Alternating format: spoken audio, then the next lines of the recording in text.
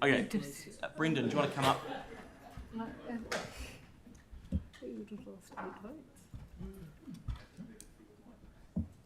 So we've obviously had the workshop on this as well. Do you want? We'll take it as read, but and feel free to introduce it, and we'll go from there. Sorry, I missed that. So we've obviously had the workshop on it. We'll take it as read, but feel free to introduce anything you think's relevant. Sure. So just to be clear, the other day at the informal, there was a question around whether the information at the workshop had been included in the report you've got in front of you. It has. So if you've taken the report as read, I'd just be happy to leave it as is for now.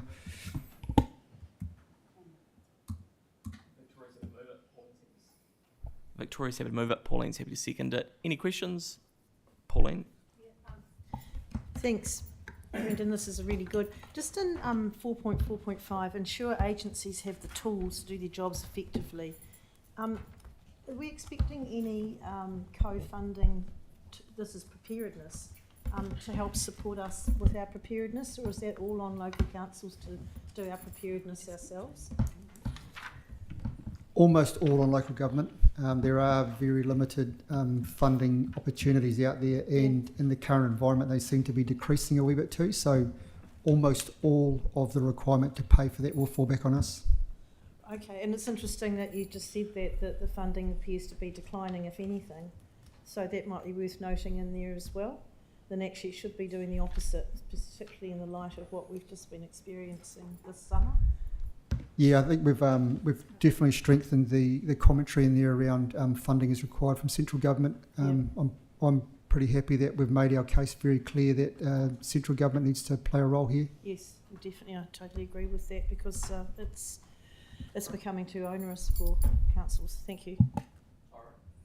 Thank you, and thanks, Brendan. So just in paragraph 7, so just the numerous and emergencies, and there isn't, I mean, I don't want to labour what's happened in the last sort of week around the country, but I mean, Banks Peninsula is quite hilly and vulnerable to slippage, and that has happened. And so I'm just wondering we don't make a specific reference to that within the submission, and I'm just wondering if we should just strengthen that up a little bit.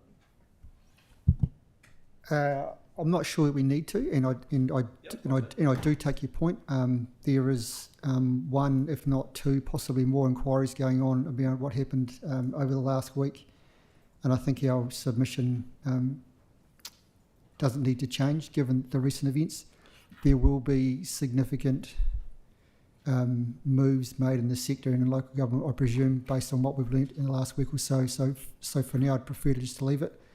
You can be reassured that there are many emergency managers around the country, and every council, I presume as well, is having much more in-depth conversations about risk and how it's what we've seen in the last week.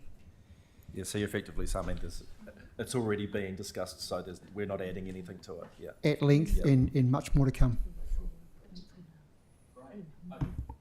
That's been moved and seconded, so all in favour? Against? That's carried. Great. Thank you, Brendan. That's awesome. Okay,